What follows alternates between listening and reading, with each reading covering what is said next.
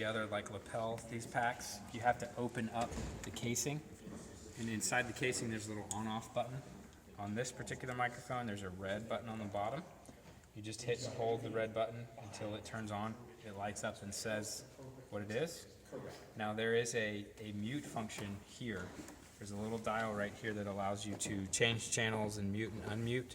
For the most part, all you're going to want to do is turn this off and on. So check 1, 2, 2. So this is part of the automatic system. How many of those are there? There are 2 of these. Okay. 2 and 4 packs Where was the Okay. on-off? on the bottom. The red, This is red where button? you do want to touch the red button. Okay. Somebody just make a joke. Don't touch the red button, but this is where you want to touch So the red button. typically, these would be used for announcements or. Prayers of the people and Prayers of the people. announcements. Whatever you want to use them for. These are very good microphones. Yeah. Test, test, test. Now that's coming through this. So we don't have the board up yet. Okay. So you can keep talking if you want. Hello, can you hear me? Hello? Very good. So the way that this console is laid out, by the way, this is a side note, but when I mentioned in the back the brain of the system, the biamp, this is what the program looks. He's connected to the biamp right now. So this is what your program looks like, all the ins and outs of the system, the general EQ, those types of things. So is this This- staying with the system or is this? No, this is Brian's computer, his work computer. We keep this file in our office. Oh, okay. We're very cautious about giving the files out Okay. during the first year. If you want it after that first year, and you want to make changes to the system, you're welcome to have it. These are dangerous files because they do one of 2 things. They open up the total control of the system, the limiting, the gains, the EQs, and this is where we protect the speakers, if you will. So if you had access to this and you didn't know what you were doing, you could change the EQ on the system, cause tremendous feedback, do damage to the drivers and the speakers, those types of things. So you're getting a special treat by seeing Okay. the program of that. All right, so this console, just like any other sound console, if you're familiar with consoles at all, it goes inputs to outputs, and it goes left to right. So starting on the left is channel 1, going to channel 24. And we've labeled channels 20, 21, 22, 23, and 24. They've labeled wireless 1, wireless 2, wireless 3, wireless 4, and 5. And those correspond to what's already on the microphones. And they're over here because channels 1 through 20, probably 1 through 19, have already been routed, if you will, to correspond to that box up there. So 1 through 19 are all going to be connection points to that box up there. Does that make sense? So Yeah. if you plug in something up there, if you plug it into 19, it's going to show up on 19 here. That's why these are not labeled. That's up to you. So you can digitally label, so if you select something, it'll show up on this screen as to what it is. But again, we'll talk about that here in a second. So you have your channel, so we'll go top down, which is the way that consoles work. This section here that's outlined is the general input section. So by input, again, I'm referring to anything that's plugged into the console. There's 24 inputs plus 3 stereos. So it really gives you additional inputs. It's 32 channels. So there's layers. When it comes to a digital console, there's actually what we call layers of channels, or pages, if you will.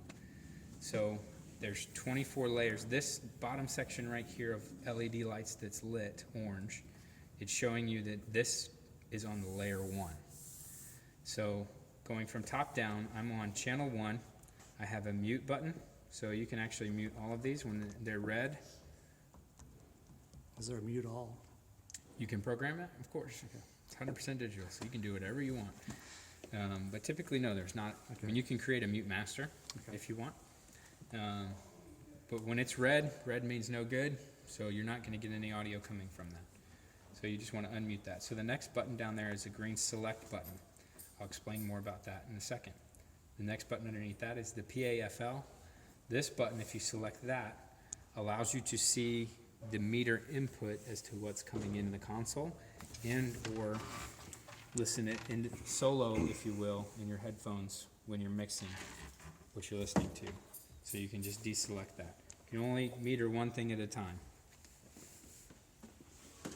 So the next section of LEDs underneath that is the input, the gain coming into the console. So I'm gonna connect my phone back in here so you can see what I'm doing. Now, what I just did here is I'm switching layers. So the stereo input, so this CD player down here is wired on the stereo input. It's not wired into one of these mono inputs, it's wired into the stereo input.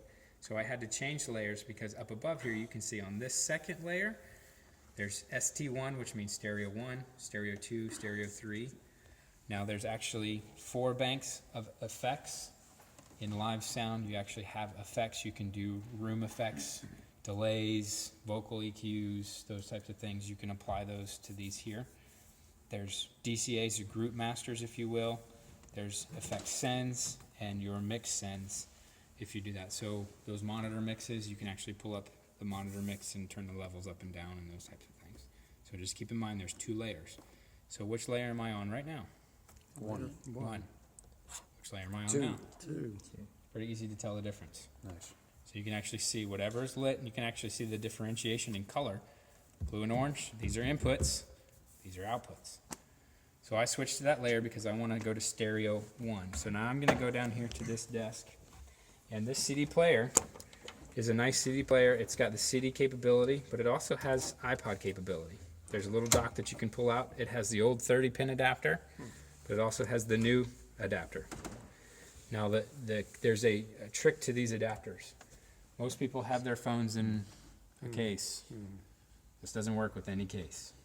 I actually have a really thin case. I had to pull it off in order to get my phone to sit down in there.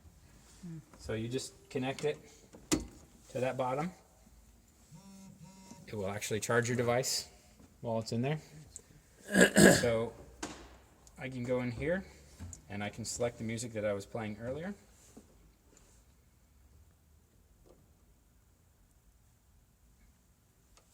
And that's when I see that LED, it's telling me that there's signal coming in. I'm unmuted. I'm muted now, so I'm unmute that. Push the fader up. You can hear the audio. Okay. So now to the kind of more advanced features of the console. Any questions so far? This is going to be the same procedure whether it's a CD player, iPod, instrument, whatever it might be. If I go back to layer 1, I lose control of that fader for the music. Correct. Now you're back on 1. Okay.